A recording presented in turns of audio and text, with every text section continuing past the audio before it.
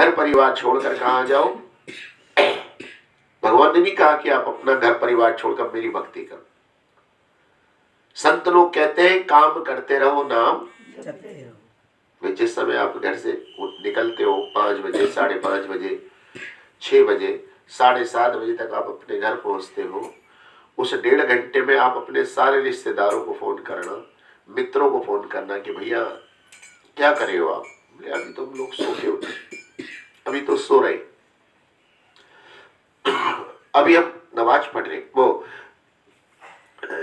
नमाज पढ़ रहे कह रहे, वो अखबार पढ़ रहे, क्या कर रहे हम? अभी अभी हम समाचार के लिए टीवी खोला, अखबार में पहली न्यूज काहे की होगी? कत्ल, डकैती, अपहरण, या फिर बम विस्फोट हुआ, या भी ऑस्ट्रिया की राजधानी वियना में आतंकवादी अटैक हुआ, जैसे अमेरिका उसमें बंबई में हुआ था। 6 आतंकवादी घुसे और उन्होंने लोगों को मारना शुरू कर दिया। पूरे संसार में आग लगी पड़ी है इस समय आतंकवादी। उस जलते हुए संसार में, जलते हुए युग में भगवान आपको क्या दे रहा है? श्री राधे गोपाल भज मन श्री राधे, श्री राधे गोपाल भज मन श्री राधे, श्री राधे जयो जयो राधे, श्री राधे जयो जयो राधे, हाँ श्री राधे जयो जयो राधे,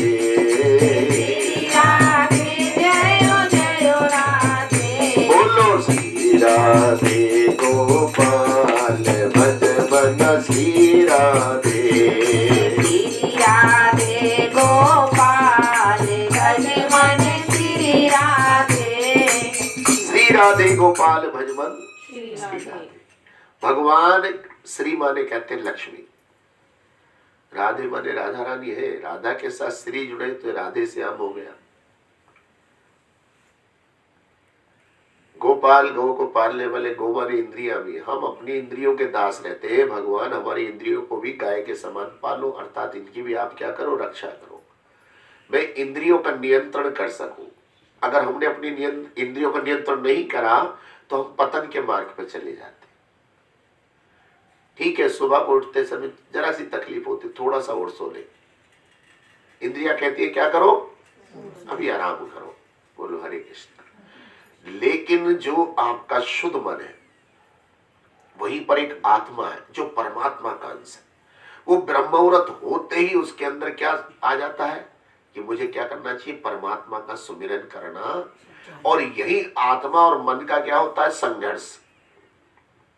जो इंद्रियों का दास है वो मन से हार जाता है, और जो भगवान का दास है वो इंद्रियों का नियंत्रण करके क्या होता है? जीत जाता है, वो अपने को सत्संग में ले जाता है। बच्चा स्कूल नहीं जा रहा, उसके पास 2 ऑप्शन है, या तो मक्कड़ी करके मैं क्या करूं? पढ़ा रहूं। तरह तरह से बहाने बनाएगा, मम्मी आज मेरे पेट में क्या है, मम्मी आज मेरे सिर में क्या है, दर्द है, और दाएं बाएं करवट बदलता रहेगा। और जब वो एक आंख से खोल के देख लेगा घड़ी कि हाँ मेरे स्कूल का टाइम क्या हो गया? ओवर हो गया। हाँ मम्मी अब थोड़ा थोड़ा मेरा दर्द क्या हो रहा है, ठीक है। और उसके बाद थोड़ी देर में खेल का सामान लेके या साइकिल या बैट बॉल लेके वो सीधा बोलो हरे कृष्ण। यही हाल हमारा भी है। जैसी भगवान का सत्संग कीर्तन कथा की बात आती है, पहले हमारा मन करता अभी हमारे सिर में है प्रभु जी, अभी नहीं है, अभी 15 दिन बाद, 1 महीने बाद, 2 महीने बाद, 4 महीने पर थोड़ा सा बच्चों की शादी कर ले, फिर आए करेंगे। कहाँ पर? कीर्तन। एक हमारी लड़की रह गई है, इसको निपटा ले, उसके बाद आपके ही कीर्तन में लगना हमने पक्का सोच रखा।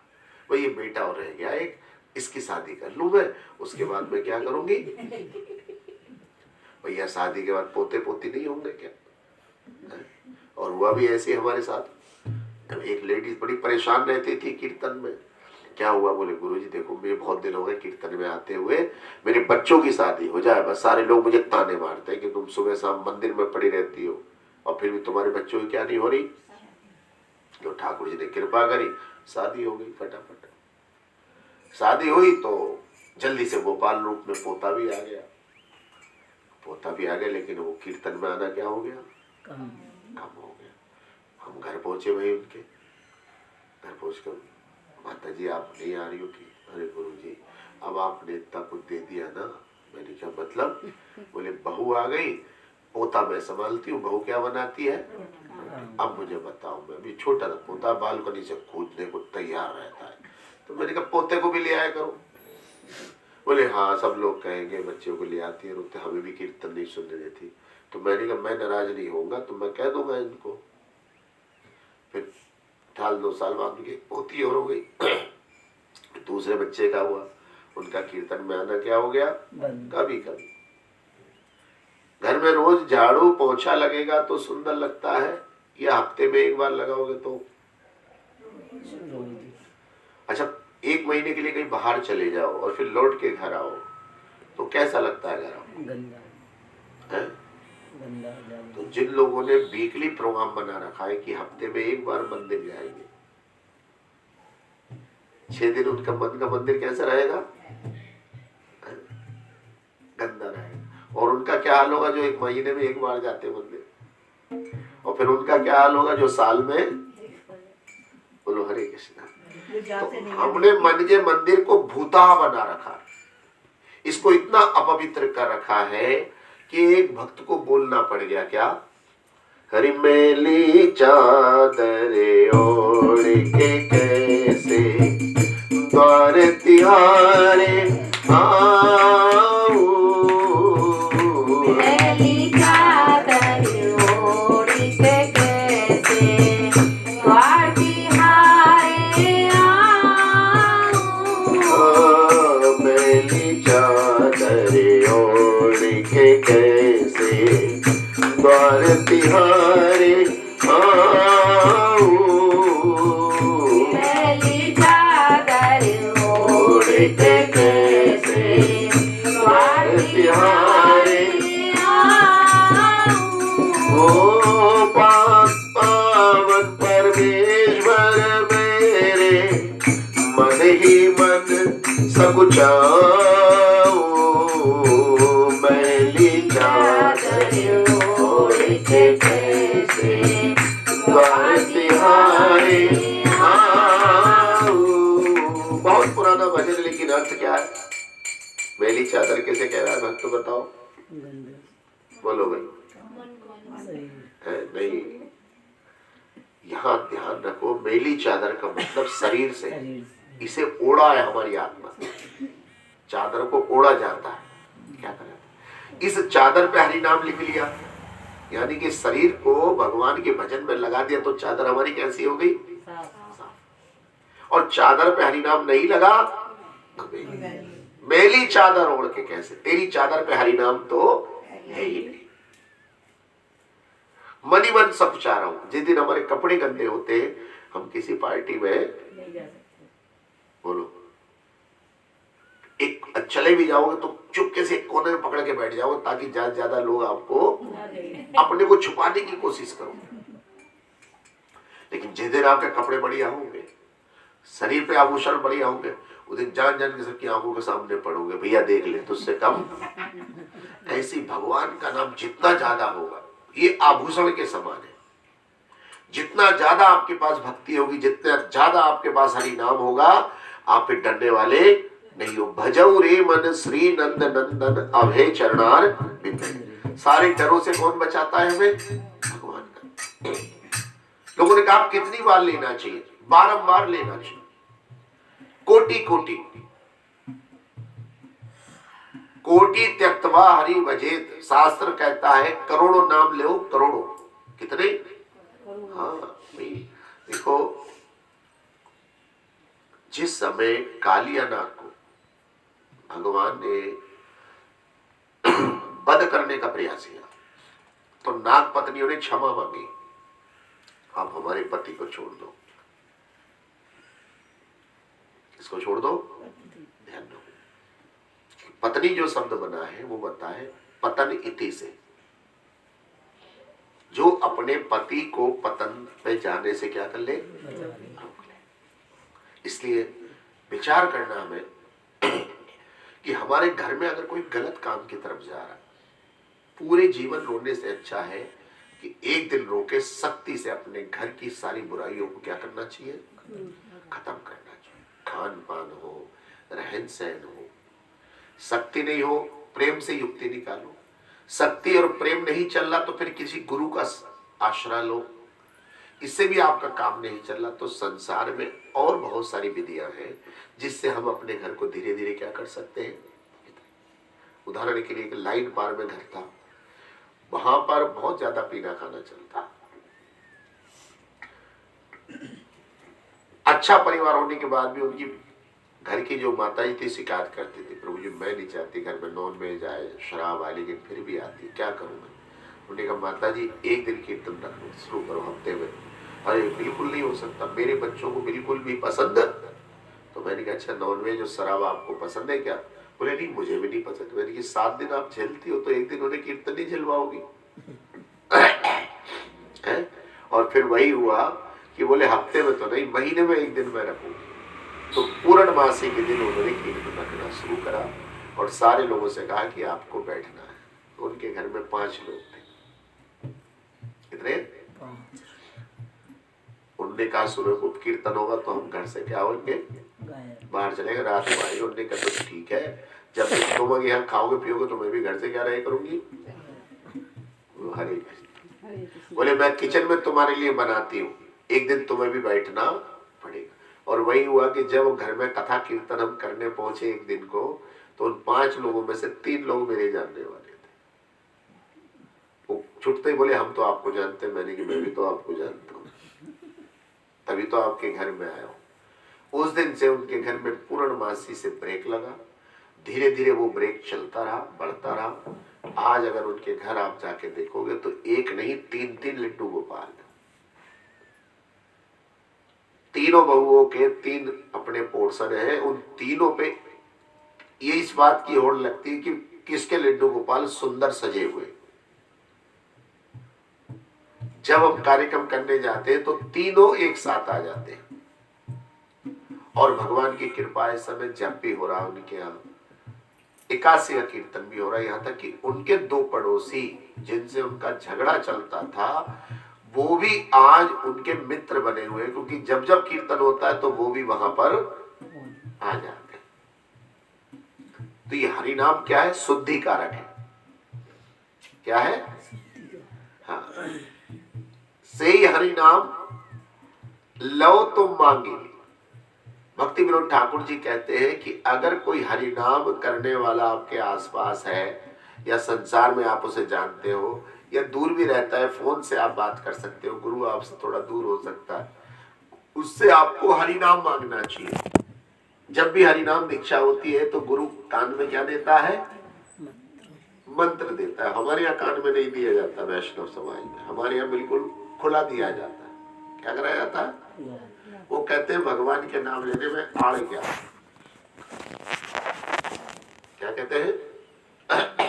भाई एक बात बताइए, जैसे हमारे इनके नाइन जी के भाई डॉक्टर साहब हैं, बुखार की गोली लिखी उन्होंने, तो छुपा के लिखते हैं, खुलम खाल लिखते हैं कि लोग कालपोल खाओ। अब उन्होंने जोर से कहा कि बुखार आए तो क्या खाओ, कालपोल। अब इनके कान में कहे तो क्या फायदा होगा, और खोल के कह दिया तो क्या फायदा होगा। खोल के कहा तो 10 लोगों को पता लग गया कि बुखार आए तो क्या खाना चाहिए। ऐसी गुरु ने हरि नाम जब दिया, ठीक है, कान में दे दिया, भाई तेरे लिए है ये। और होता क्या, हर चेले के लिए अलग अलग मंत्र होता। लेकिन हमारे यहाँ वैष्णव समाज में एक ही मंत्र दिया गया, हरे कृष्ण कृष्ण कृष्ण हरे हरे, हरे राम राम राम हरे हरे। इति षोडशकम नाम नाम कलि कल्मषनाशनम। हम लोग कलयुग में रह रहे हैं, और कलयुग का मतलब है कलह का युग। बाहर के लोगों को झगड़ा करने के लिए बुलाने की आवश्यकता, घर में ही बहुत बड़े बड़े योद्धा पड़े। बोलो, दूध तू लेके आएगा दूसरे वाले से कहूं, इस बात पे भी क्या हो सकता है। मैं रोज रोज जाता हूं, अगर वहां कूड़े वाले को बाल्टी में कूड़ा भी देना है ना, उसमें भी देगा घर का कौन सा सदस्य जाए, सब एक दूसरे को देखते रहते हैं, सीटी सबके कान में आ रही है। बोलो हरे कृष्ण। तो इसका मतलब क्या है, एक कले का युग। किसका युग? अगर आप कूड़ा ना दो तो घर का कूड़ा रखा रह जाएगा, जो बाल बच्चे हमारे उन पर कोई फर्क पड़ने वाला नहीं है, 4 दिन पड़े वो कूड़ा। अगर आपने कह दिया बालकों से तो घर में फिर कले शुरू। आप सबसे लेट सोते हो, बच्चे लेट उठते, फिर भी बच्चे थके थके रहते हैं। बोलो, पहले के जो लोग थे लोहे से बने होते थे और आजकल के जो लोग हैं रुई से बने हुए। तो ध्यान रखिए, कले का युग में आपके घर में कले किसी बात से भी हो सकती है। बहुत सारे लोगों के घर में इस बात से भी कले होती है कि तुम इतना कथा कीर्तन क्यों जाती हो। बोलो, अरे भाई मेरे कथा कीर्तन में जाने से तुझे क्या फर्क पड़ रहा है? खाना नहीं मिल रहा तेरे को, कपड़े धुए नहीं मिल रहे, घर साफ नहीं मिल रहा, क्या नहीं परेशानी? यही परेशानी कि तुम कीर्तन में क्यों जाती हो। ये कलह का कारण है। जिस समय हमारे अंदर अपवित्रता आती है उस समय हमें हर अच्छी चीज बुरी लगती है और हर बुरी चीज अच्छी। जिस समय आपके अंदर पवित्रता बढ़ती है तब आपको हर अपवित्रता चीज से, वस्तु से थोड़ी दूरी रखनी शुरू हो जाती है। आप देखो, जिस दिन आपके यहाँ कथा कीर्तन होता है, आप अपने घर को धो धो के साफ करते हो कि कोना पर्दा साफ रखते हो, ये करते हो। भाई आज हमारे यहाँ क्या है?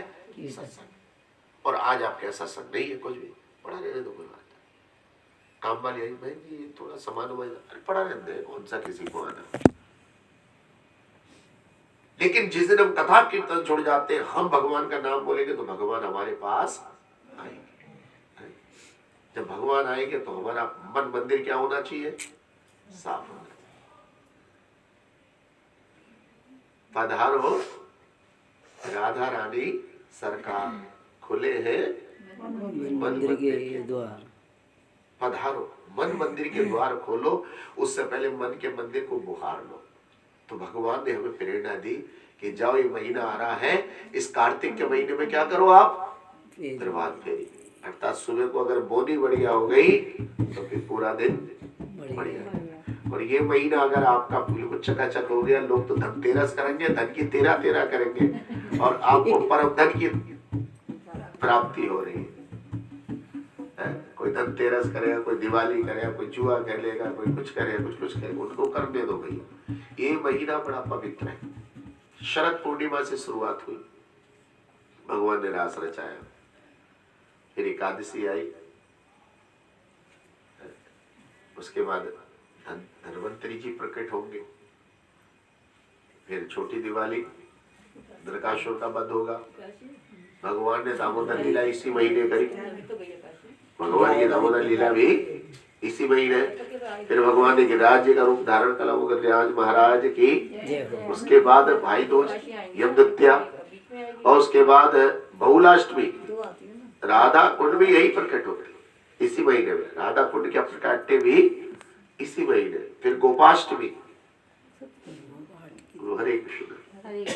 ये महीना त्योहारों से भरा हुआ है। फिर देवोत्थान एकादशी, गंगा दशहरा।